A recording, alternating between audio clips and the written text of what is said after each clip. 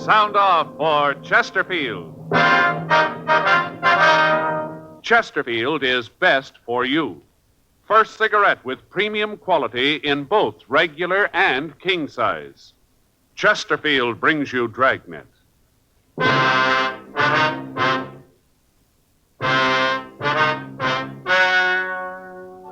Ladies and gentlemen, the story you are about to hear is true. The names have been changed to protect the innocent.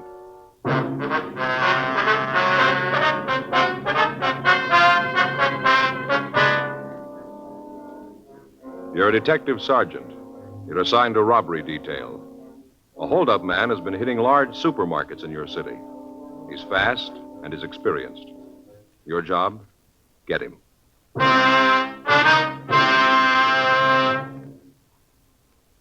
Tonight, I have a new report for you. A most important one, too. Because when you're asked to try a cigarette, you want to know, and you ought to know, what that cigarette has meant to people who smoke it all the time. After a full year of observation, a medical specialist who has given a group of Chesterfield smokers thorough examinations every 2 months for the full year reports no adverse effects to their nose, throat, or sinuses from smoking Chesterfields. More and more men and women all over the country are finding out every day that Chesterfield is best for them. Enjoy your smoking. Try Chesterfields today. They're best for you. Much milder, with an extraordinarily good taste.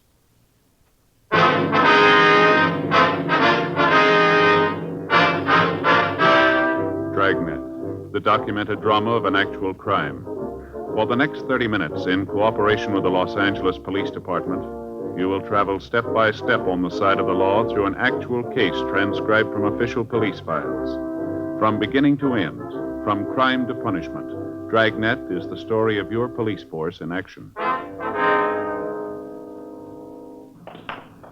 It was Monday, July 7th. It was warm in Los Angeles. We were working the day watch out of robbery detail. My partner's Frank Smith. The boss is Captain Didion. My name's Friday. We were on the way out from the office, and it was 10:22 a.m. when we got to the corner of 67th Street and Jefferson Boulevard, the Lamont Brothers Market. Oh, I guess I should have been scared the way they came in with those guns, but I wasn't. That one came back into the office and said he wanted the money. I gave it to him. I wasn't going to mess with him. Mr. Haskins? Yes, I'm Haskins. Who are you? Police officer, sir. My name's Friday. This is my partner, Frank Smith. Friday and Smith. Oh, yeah. You the fellows that was talking about, huh? Sir? Well, the other ones, the cops in the car. They said there'd be a couple of detectives here. Have you seen the other cops yet? Yes, sir. We talked to them. They've already put out a call. I wonder if we could get some information from you. Sure. You want to come back here to the office? Yes, sir. Back this way. We can talk there.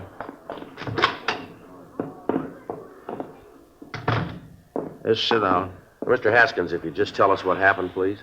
Well, it's pretty simple. I was sitting here getting the money ready for the bank, and this guy came in. He said he wanted the money. Had a gun, so I gave it to him. That's it. Nothing more. He just took the money and left. Mm-hmm. What time was it, sir? Oh, around 8:30, 8:45. How many men were there, sir? Well, there was two. Two is all I saw. I don't think there was any more of them. All right, sir. If you could just tell us exactly what happened. Well, I told you they came in. They took the money. I know, sir, but if you'd go into more detail. Well, I came in about 7:30 this morning, like always. Checked things over the store to make sure that everything was okay. Then I started checking out the week's receipts. Uh-huh. Well, then, like I said, it must have been 8:45 or so, and heard this knock on the door. Thought there must be something wrong. The employees know not to bother me when I'm making up the deposit slips. Yes, sir. That's when I knew that something was wrong. Right away, I said to myself, Larry, is something up? Something isn't good. Yes, sir. Well, it was right. Went over to the door and unlocked it. There he was, this big fellow, stood there with a gun. Well, his eyes lit up when he saw all that money laying on the desk. You got any idea of how much money was taken, sir? Well, it was about 6,000 cash. I guess another 1,500 in checks, more or less. Uh-huh. I wonder if you'd give us a description of this man, could you? Well, like I said, he was a big one, real mountain of a man, well over 6 feet. Had this gun, you know. Uh-huh. He stood there and said, this is the stick-up. I want that money. And he pointed at the money with his gun. Oh, what kind of a gun was it? Could you tell? That's a great question. Of course I could tell. He had it right under my nose. Shotgun, sawed off. Had the stock cut down, too. Looked like a horse pistol. The way he handles that thing, I wasn't going to mess with him. Uh-huh. I told him, take the money. Take it and get out, not to shoot that thing off. He did. Walked right over to the desk and scooped up the money. He had a paper bag. He put it down by the table and he scooped the money into it. Then he said to me to stay put. Not to try to yell or be brave. Didn't have to tell me that. I wouldn't have tried anything. You said there was another man, is that right? Yes, I saw him when they left. He's a little fellow. About how tall would you say? Well, it'd be kind of hard to tell. I didn't get very close to him. Well, was he armed, too? Yeah, he was carrying a revolver. They drive a car, would you know? Well, if they did, I didn't see it. You went out after them, then? I should say not. The way that one fellow waved that gun around, I stayed right here. He said to stay put, and that's just what I did. What'd this big man look like? Oh, a real mountain. He was 6'2" anyway. He must have weighed in at about 215. Mm-hmm. How about his coloring? It was dark. He had black hair. His eyes were dark. Not a brown. It was almost black. Real dark. Mm-hmm. And when he spoke, did he have an accent, anything like that you might have noticed? No, I don't think so. At least there was one. I didn't notice it. Mm-mm. Did he have any scars or marks? What? Any scars or marks? Anything that might make it easier for us to identify him? Yes, there was a little scar right here. Right over the bridge of his nose. Across here. How about his clothes? What was he wearing? Had a brown hat on, a brown jacket. Short kind of what you'd call that the real slick material, you know. Satin, like bowling teams wear. Yes, sir. Had on a pair of brown pants, brown shoes. How was the other one dressed? I couldn't tell you for sure. Like I said, I only saw him for a minute when I opened the door. He was out there telling the people to just mind their own business, do that, and they wouldn't get hurt. I didn't get a good look at him, but that big one, he was a real mountain. Do you usually have this much money around in the store? No, not usually. See, this was a long weekend. You know, the 4th was Friday, and whenever we have a long weekend, we usually have $10,000 or $12,000 in cash here. That's where the guys really goofed. Sir? Really missed the boat. You know, if they'd known what they were doing, they'd have gotten a lot more. Well, how's that, sir? The safe out in front. Another $7,000 out there. Guys missed it completely. Yes, sir. Yeah, sure hope they don't come back for it.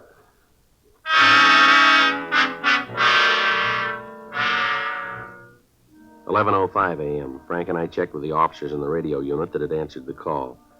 They'd gotten out a broadcast on the bandits and then started a canvass of the neighborhood, but they didn't find anyone who could give them any information. One of the clerks was able to describe the smaller of the two suspects, and we got out a local and an APB on them. Then we took the market manager downtown to look at the mug books. He told us that the larger man had worn gloves all the time he was in the store, so there was no need to look for fingerprints. The market bandits had been operating for the past 8 months. In that time, they'd held up 17 stores. Their method of operation was always the same. They'd hit only after a weekend or on the Monday following a holiday weekend. They'd hit only the larger supermarkets of the ranch type. Their operations had taken them all over the Southland. We'd tried to stake the markets that might be hit, but their field of operations had been so wide that it was impossible. 2:15 p.m. The market manager, Larry Haskins, started on the 6 mug book. Sure, a lot of them. Yes, sir. All these fellas, all committed some crime, huh? Yes, sir, that's right. That one there looks like my brother-in-law. He's got a weak chin. Yeah, just like him.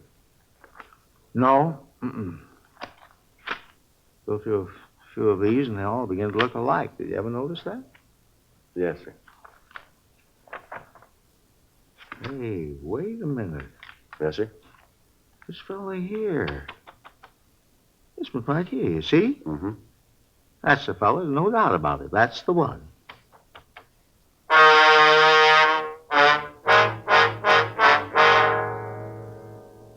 The market manager had identified Bernard R. Hansen as one of the holdup men. The other employees of the store were called in, and they identified the same picture as being the man who'd held them up. We checked on his record and found that he'd been convicted for armed robbery and had been sentenced to the state penitentiary. He'd also served 6.5 years and had been released. We got the last known address of the suspect. Frank and I checked it out and found that Hansen had moved some months before, but had left a phone number where he might be contacted. 6:30 p.m. Frank put in the call. Yes, sir. That's right, sir. You're sure about that, are you? I see. Well, if there's anything more you can think of, I'd appreciate a call. That's right, Michigan 5211. Extension 2511. Smith, that's right. Or if I'm not in, ask for Joe Friday. No, sir, Friday, like the day in the week. That's right. All right, thank you very much, Doctor. Goodbye. Anything? Yeah, I talked to Dr. Corby. The place is a rest home. Hansen's there as a patient. Been there for the past 4 months. Yeah. Doctor says he's bedridden.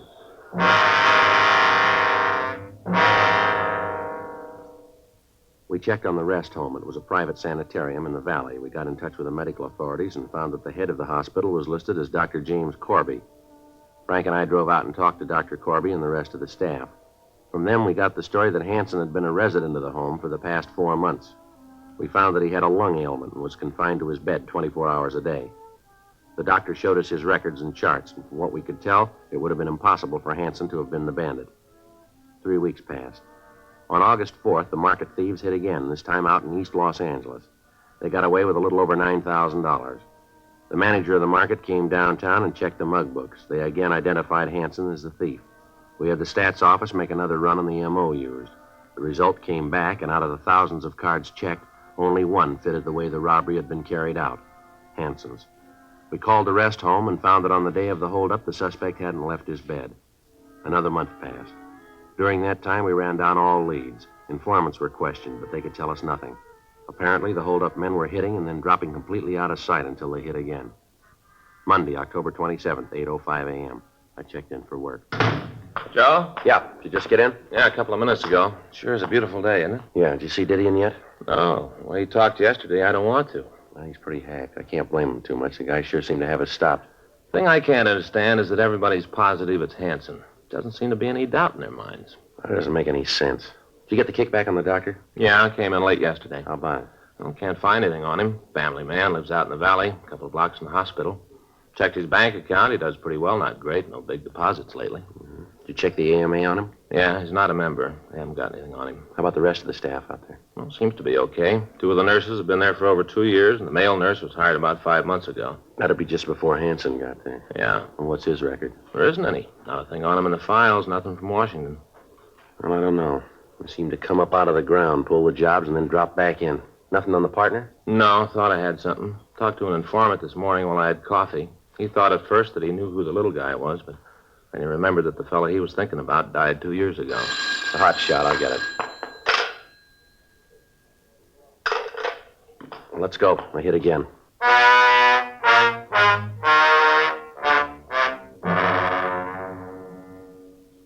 At 8:01 a.m. that morning, a pair of hold-up men had walked into a market out on Adams Boulevard and robbed the place of a little under $11,000. The manager gave us a description of the hold-up men. One was large, dark, and had a small scar over the bridge of his nose. The other was small, sandy-haired, and had no visible marks or scars. We showed the manager mugshots of Hansen, and he positively identified him as the larger of the 2 men. A local and an APB was gotten out on the pair, and then Frank and I drove out to the hospital to see Hansen. 8:46 a.m. We talked with Dr. Corby. I know you men are trying to do your duty, but I've told you before, it couldn't possibly be Mr. Hansen. I know for a fact that he hasn't been out of his bed this morning. Was it possible for him to get out of his room without you knowing it? No. Wonder if we could see him, Doctor. No, I don't think that'd be possible. He's still asleep, and I can't have him disturbed. You're sure, though, that he couldn't have left the hospital without you knowing it? Absolutely, no chance of it. What time does Hansen generally wake up, Doctor? Depends. Usually, though, I'd say he's awake by 9:30 or so. Wonder if we could wait and talk to him. If you like. I'll tell one of the nurses to call you when he's awake. All right, sir, that'd be fine. One thing, though, I must insist on. What's that, Doctor? He mustn't be excited. I don't think you gentlemen really know how ill Mr. Hansen is. If you had any idea, you wouldn't be out here with this ridiculous questioning. Yes, sir, we understand. We're just trying to get this thing straightened out as soon as we can. Fine. I'll go along with you part of the way, but I'll not have my patient disturbed. Any excitement would be very bad for him. Well, don't worry, Doctor. We'll be as brief as possible. Fine. If you'll excuse me now, I've got some things to do. I'll tell the nurse to call you when he wakes up. And remember, no excitement. What do you figure, Joe? Well, it's got me. The way he talks, every one of those witnesses are wrong. Yeah, it's happened before. Get a positive identification and end up with the wrong guy. Yeah, but all of them are so positive, it just doesn't make any sense. Yeah. You the police officer? Yeah, that's right. Why? I'm Bob Jameson. I work here. Oh, yeah, you're the male nurse, that right? Yeah. You're out here about Barney Hansen, aren't you? We want to see him, yeah. What can we do for you? It's about Barney. What about him? I don't think things are the way they look. What do you mean by that? Well, I wouldn't want the doctor to know I've been talking to you. He'd raise the roof, probably fire me. Well, what's it about, Jameson? Like I said, it's about Barney. Yeah. Well, when I came here, they told me that Barney was pretty sick. Said they didn't expect him to live. Yeah. One day the buzzer rang in his room. You know he wanted something? Uh-huh. Well, the doctor was on the phone. The other nurses were busy. So I started down the hall to see what Barney wanted. Got to the door of the room, and the doctor stopped me. Uh-huh. Really read me off. Said that I wasn't to go into the room at all. That he was taking care of Barney personally. That he'd see what he wanted. Yeah. Well, that was just the first time. Same thing's happened a couple more times. And he told us about you. Told us what to say if you asked any questions. Well, what did he tell you? Said that we wasn't to tell you anything. That we didn't know anything. Well, why didn't you tell us all this before? Well, you see, this isn't a regular hospital. I don't think that he's even a regular doctor. I've worked around hospitals for a long time, and I never saw no doctor act like he does. He doesn't even know how to write out a diet, feed some of the people here all the wrong things. That right? Yeah, and I'll tell you something else, too. What's that? I don't think there's anything wrong with Barney. I think the whole reason for him being here is phony. Bob, Oh, yes, Doctor. what are you doing here? Came to see if these gentlemen needed anything. Oh. Mm-hmm. Well, I'll take care of it now. Will you check on Mr. Hardy, please? See if he's awake yet. Yeah, sure. Just a minute. What? I'd like you to stay here for a minute. I'm afraid we're going to have to see Mr. Hansen right now, Doctor. I'm afraid that's impossible. I told you before, I'm not going to have him disturbed. I'm afraid we're going to have to disturb him. Won't take very long. Jameson, where's his room? I'll show you. It's down this way. I'm going to speak to your superiors about this, coming into a hospital and disturbing patients. I'm sure the fact that you're officers doesn't give you the right to do this. This is his room. You want to open the door?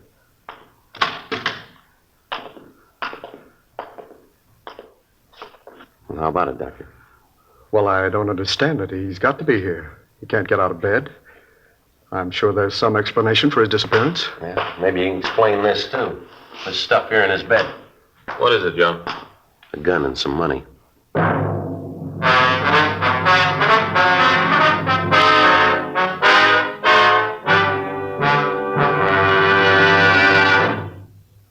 You are listening to Dragnet, the authentic story of your police force in action.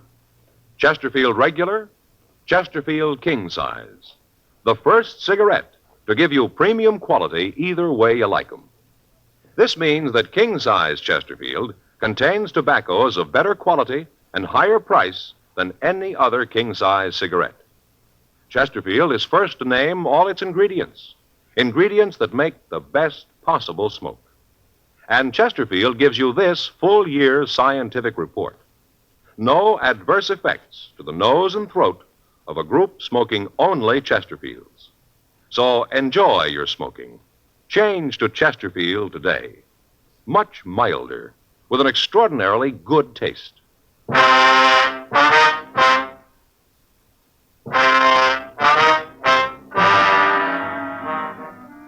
9:30 a.m. We called the office, and 2 more teams of men came out to help us search the place. Hansen was not on the grounds of the hospital. In his room, we found several floor plan drawings of markets that had been robbed. The drawings showed the location of the manager's office and of the safe. Along with the drawings, we found several maps with roads marked on them leading back to the hospital. A stakeout was placed on the rest home in the event that the suspect returned, and Frank and I drove the doctor back downtown. We talked to him for an hour before he finally told us the story. He said that Hansen had come to him and offered him money to say that he was ill and to give him a room. The doctor went on to say that after he got started, he tried to get out of the deal, but that Hansen said he'd get his family if the doctor said anything about his activities to the police. Dr. Corby gave us the name of Hansen's accomplice, Marty Peterson. He said that he didn't know where Peterson lived, but that he usually came out a couple of times a week to see Hansen. We notified the stakeout to be on the lookout for Peterson, and then we booked Dr. Corby at the main jail. We ran the name Marty Peterson through R&I, but we got no make.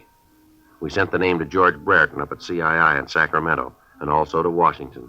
The kickback gave Peterson a record of 2 arrests of robbery and 1 for ADW in the East. It also gave the name of a sister who lived in Los Angeles. We checked with her, and she was able to tell us where Peterson lived.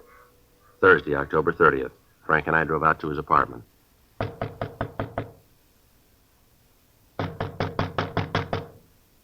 Who is it? It's the manager.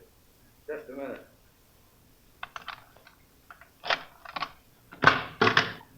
Yeah, what is it? You Marty Peterson? Yeah, what do you want? Police officers, you're under arrest. Come on, drop on up. Get out of here, you lousy fuzz. All right, come on, get up. You got no right to come in here and bother me. What's all this about? Want to shake him? Yeah, come on, get your hands up on that wall. He's carrying a gun, Joe. Here. I got it. What are you guys trying to prove? I didn't do nothing. You guys lean on everybody like this. Fella's got a record, and right away he's fair game for every crummy cop in the country. Yeah, you bet. Come on, let's go. Well, you still haven't told me what this is all about. What are you putting the pinch on me for? Robbery. Robbery? You're off your rocker. I'm out here on a vacation. I haven't done anything. You're an ex-con with a gun. That's a felony. And where's Barney Hansen? Who? Barney Hansen, where is he? I don't know no Barney Hansen. Don't know what you're talking All about. right, let's come off it, Peterson. Now, where is he? Barney Hansen? Well, I might know who you're talking about. I know a fellow by that name, but he's out in a hospital in the valley. Haven't seen him for a long time in a hospital out in the valley. Nice try, Peterson. Hansen checked out of the hospital. We got the doctor. He told us all about it. Now, where's Hansen? I don't know. Last I heard of him, he's out at that hospital. If he ain't there now, I don't know where he is. All right, let's go downtown. That doctor copped out, huh? Yeah, told us in on the whole setup. How about the money? Hmm? You find the money? No, we didn't find anything. You didn't find any dough at all? Not a bit. The crumb, the lousy crumb. He told me to be safe out there. They'd never shake a hospital. Not a dime, huh? No. Looks like he left you to stand for this. He probably took off with all the money. Probably never see him again. Yeah, we ain't gonna get away with it. No, sir, he ain't. Looks like he will. Oh, yeah, I'll tell you where he is.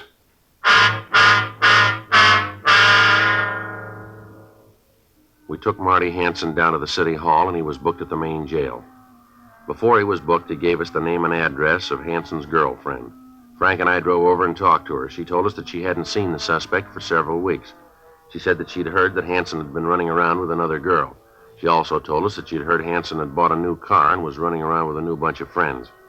She said that she hadn't seen him since he got the new car, but that she'd heard it was a new Oldsmobile and it was painted a fire engine red. We called the office and arranged for a stakeout on her apartment, and then we began to check out the Oldsmobile dealers in the Los Angeles area. 2 teams of men were assigned to help us in running down the list. It took us 2 days to talk to the dealers in town. Each of the dealers was shown a mugshot of Hansen. 2 days went by. Finally, we got an identification. A dealer out on Franklin in Hollywood reported that he'd sold a car to Hansen. However, when we checked the address he gave us, we found that Hansen had moved a week before and left no forwarding address. We got in touch with the Department of Motor Vehicles, and from them we got the address where they'd sent the pink slip. It was an apartment house out on Highland Avenue. Frank and I went out to check it out. Yes? Bernard Hansen in? No, he isn't. Something you wanted? You expecting him? I don't know. I haven't seen him this morning. I just got here myself. What if we could talk to you? Who are you? Police officers. My name's Friday. This is my partner, Frank Smith. How do you do? I'm Lily Edwards. Come on in. Thank you. Thank you, ma'am. Get you anything? Cup of coffee? Anything? No, thanks. When'd you last see Hansen? Last night. We got a date at 2:30 this afternoon. What time is it now? Well, it's 2:37, ma'am. Late. He'll be along in a minute. What do you want to see him about? Done something? Better if we could talk to him. Personal, huh? Yes, ma'am. He's a wild one, old Barney. Him and that red car. Real wild. Ma'am? That car he drives. You know, it's a red Olds. He's like a kid with it, always wiping it off, taking care of it. I think he'd bring it up here at night if he could. Never seen anything like it. Mm-hmm. How long you known Hansen, Miss Edwards? Not long. Couple of weeks, I guess. Not much more than that. Where'd you meet him? Well, I hope you won't get the wrong idea, but... Ma'am? Well, I live down on Vine Street, below Fountain, you know? Yeah? Well, I usually have morning coffee at the drugstore, the big one on Vine. Well, one morning Barney comes in. I guess it's about 9, somewhere around there. He plunks down on a stool next to mine. Then he takes out a package of cigarettes and starts to light one. He's shaking so much he can hardly hold the match up to the cigarette. Well, I got to laughing because I thought he was hung over. Anyways, we got to talking, and the next thing I knew, he asked me out to lunch. Uh-huh. Well, I knew it wasn't proper, but I figured, well, he seemed like a nice guy, so I told him that I'd meet him. We had lunch that day, and we sort of been going together since. I see. Hansen ever told you what he did for a living? No. I asked him a couple of times, but he wouldn't say anything right to the point. He'd, kind of hedge around the bush. So I figured that he didn't want to tell me, and I stopped asking. He was always nice to me. No need for me to pry into his personal affairs. What time you got now? It's 2:40, ma'am. Can't understand it. He's usually so prompt. I hope nothing happened to him. He said sure to meet him at 2:30. Or was it 3:30? I don't remember too well. Never sure about times or dates, things like that, you know. Yes, ma'am. You ever met a man named Peterson, Marty Peterson? Marty Peterson? Yeah, I've met him. Little guy. Yes, ma'am. Yeah, he's a friend of Barney's. They're in some sort of business together. I don't know just what it is, but I know that they're associated in some way. Hansen's never said anything about this business to you, has he? No. Like I said, he's very close-mouthed about what he does. You ever mention a Dr. Corby to you? Corby? No, I don't think I've ever heard that name before. Would you know how long Hansen's lived here? No, I think he moved in just before I met him. I don't think he's been here very long. Say, what are all these questions about? I hope I haven't said anything to get Barney in trouble. He's such a nice guy. I sure wouldn't want to do that. No, ma'am, you haven't done that. Hi, Lily. Who are you? What are you doing here? Police officers, you're under arrest, Hansen. For what? Suspicion of robbery. I'll shake him, Joe. Now, wait a minute. What is this, a shakedown? What are you guys trying to prove? You got nothing on me. I fell once. I did my time. I owe you nothing. He's clean, Joe. Why'd you do that? I'm not giving you any trouble. I got no reason. You got nothing on me. I got nothing to worry about. I'll go with you. There's no reason not to. You mean what these guys say is true? You've been mixed up in some robberies? Oh, knock it off. What do you mean, knock it off? Don't you talk to me like that. I'm not going to take talk like that from you. Like I said, knock it off. All right, come on, let's go. You really figure you got me for a 211, huh? Yeah, we got the rest of them, too. Peterson and the doc? That's right. I suppose they talked, huh? Yep, they told us all about it. Sweet racket. Should have known it could only last so long. Should have figured that the longer I played against the house, the shorter my chances were. It is true, and you never told me. All this time, and you never told me you were a crook. Of all the rotten deals... Oh, shut up, will you? Always shooting off your big mouth. Listen, Barney Hansen, I told you before, don't you talk to me like that. I won't take it. You haven't got much choice now, have you, Lily? You know something, cop? What's that? Might be kind of pleasure to get into a nice, quiet jail. Get away from this dumb broad. She's the dumbest broad in the entire United States and Canada. Real pretty, but boy, she's stupid. Now, I told you, Barney Hansen, I'm not going to have you talk to me like that. Kid's a real shrew. Young, and she's a real shrew. Let's go.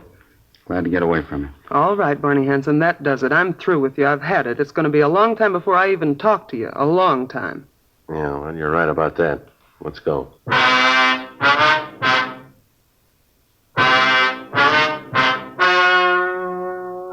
The story you have just heard was true. The names were changed to protect the innocent. On February 4th, trial was held in Department 89, Superior Court of the State of California, in and for the County of Los Angeles. In a moment, the results of that trial. Now, here is our star, Jack Webb.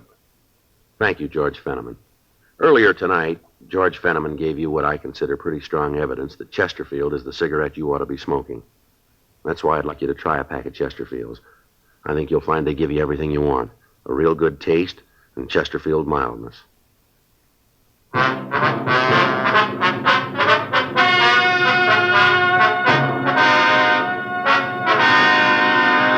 Bernard R. Hansen and Martin S. Peterson were tried and convicted of robbery in the first degree. They were filed on for 10 counts and received sentences as prescribed by law. Robbery in the first degree is punishable by imprisonment in the state penitentiary for a period of from 5 years to life. Dr. James Corby was allowed to plead guilty to a lesser charge and was sentenced to 1 year in the county jail and placed on probation for 10 years. One of the terms of his probation being that he is not permitted to operate a rest home.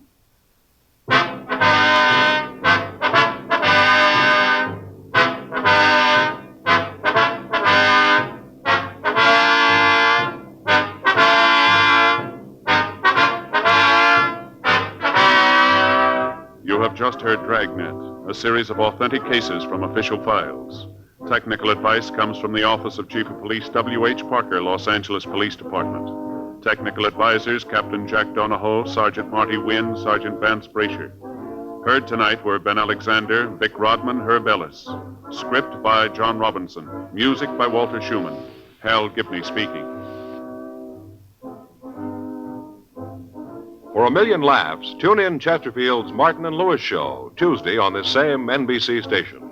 And sound off for Chesterfields. Either regular or king size, you'll find premium quality Chesterfields much milder. Chesterfield is best for you. Chesterfield has brought you Dragnet, transcribed from Los Angeles. Ladies and gentlemen, in the fight against an old enemy, polio, medical research has armed us with a powerful new weapon, gamma globulin. Used soon enough, it can prevent the paralyzing effects of polio. But first, you must furnish the raw material, blood. Doctors urgently need your donation of blood to make gamma globulin. So call the Red Cross. Please don't put it off. It's too important. Call the Red Cross tomorrow and make an appointment to give blood.